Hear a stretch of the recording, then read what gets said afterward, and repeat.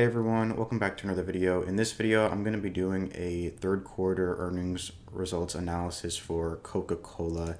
As you can see right here, over the last year, Coca-Cola is up about 5% during the same time period that the S&P 500 is down 20%, so they are outperforming the market at the moment.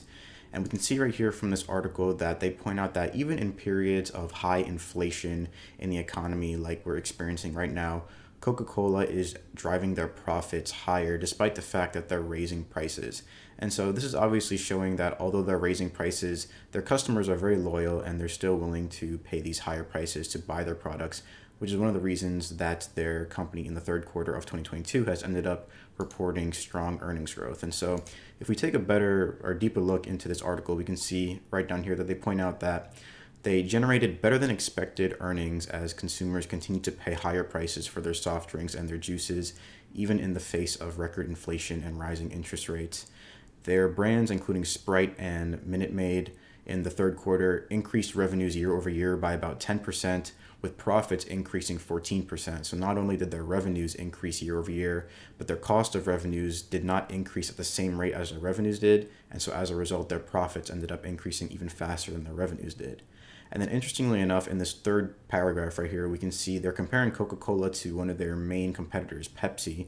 And we can see that they talked about how the biggest driver for Coca-Cola's earnings growth year over year for the third quarter of 2022 was a 12% jump in growth, mainly linked to raising prices.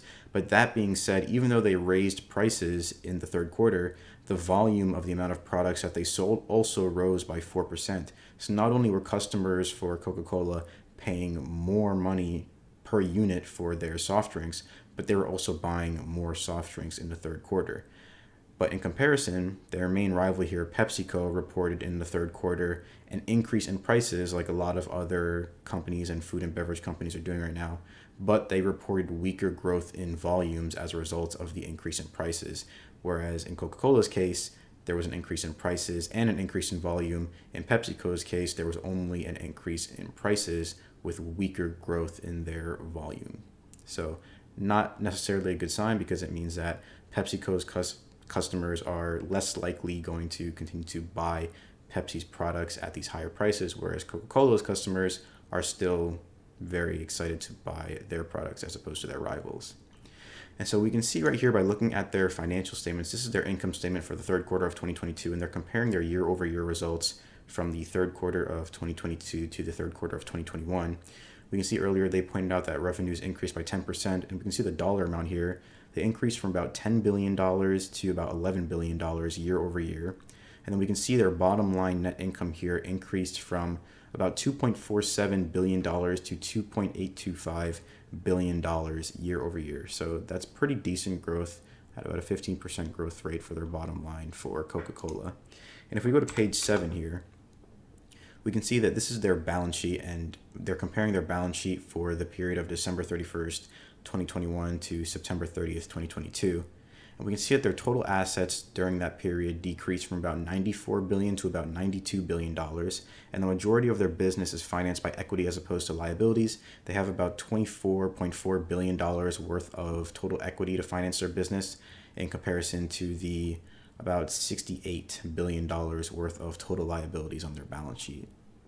And then lastly, for their cash flow statement, we can see the cash inflows and outflows for their company as opposed to the accrued revenues and expenses for their company on the income statement. And we can see their net cash provided by operating activities for the 9 months ended September 30th, 2022. So for the first 3 months of 2022, came out to be about $8 billion, which is down from $9.2 billion last year in the first 3 months of 2021. And Coca-Cola is known for being a very heavy cash dividend paying stock, which is one of the reasons why it's one of Warren Buffett's favorite companies in the world. And we can see right here from their cash flows, from their financing activities, that they definitely returned a lot of value back to their shareholders in the way of cash dividends.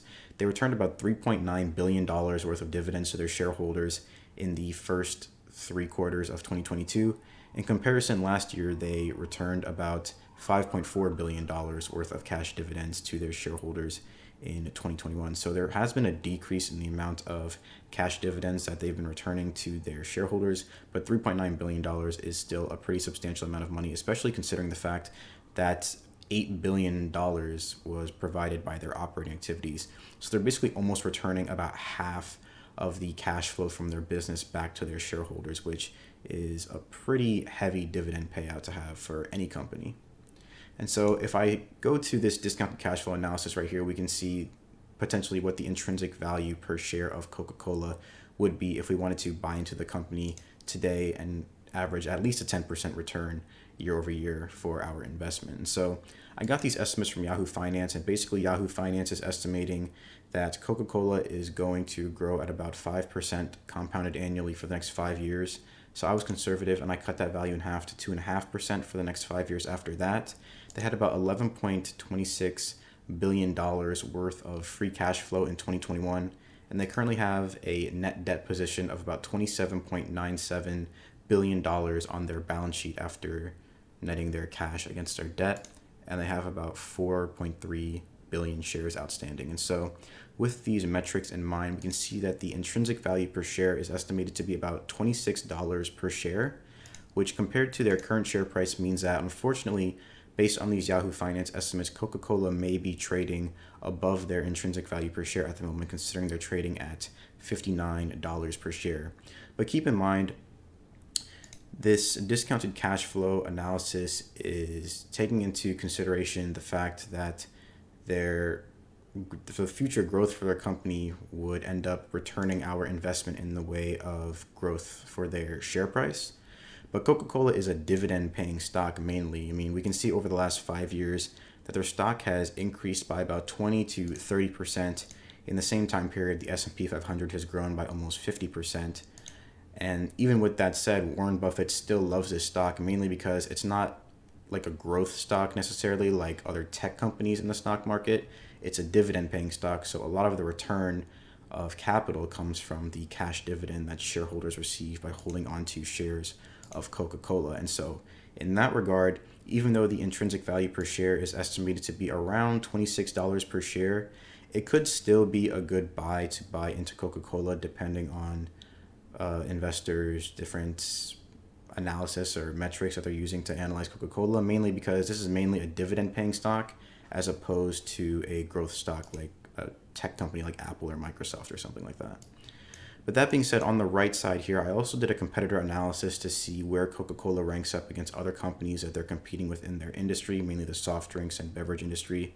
And I compared them against Pepsi and Keurig Dr. Pepper, and we can see that in comparison, Coca-Cola has the highest gross profit margin, the highest net profit margin, and the highest return on assets out of the three companies that they're competing with in this industry. And so obviously, in terms of pricing power, it makes sense why when we looked at that article, why they said that Coca-Cola raising prices didn't really impact the amount of volume that customers were purchasing from their business, because we can see in terms of the business efficiency from a financial ratio perspective that Coca-Cola is clearly dominating the rest of the competition. So they're able to retain more profit, and as a result, they have more money to invest back into the company in manufacturing and marketing, in attaining market share and retaining market share. So it makes sense that Coca-Cola is dominating the competition because they have the best business efficiency out of these three companies. So from a competitor analysis perspective, it looks like Coca-Cola would probably be the best buy in comparison to Pepsi and Keurig Dr. Pepper. From an intrinsic value analysis perspective, depending on the metrics you're using to value Coca-Cola, you might make the case that right now Coca-Cola isn't a good buy because it's trading above intrinsic value per share. But like I said before, Coca-Cola is mainly a dividend-paying stock. So if you're looking at it from that perspective, then it's possible that you could make the case that buying into Coca-Cola at this price would be a good buying opportunity. I'm not too sure though. I've been watching Coca-Cola for a while. It's one of the main stocks on my watch list. I don't currently own any shares of Coca-Cola, but I'd love to know what anyone watching this video thinks about Coca-Cola. Are you guys holding shares of Coca-Cola? And if so, how many and why? Let me know in the comment section down below. Leave a like on the video, subscribe to the channel, and I'll see everyone in the next one.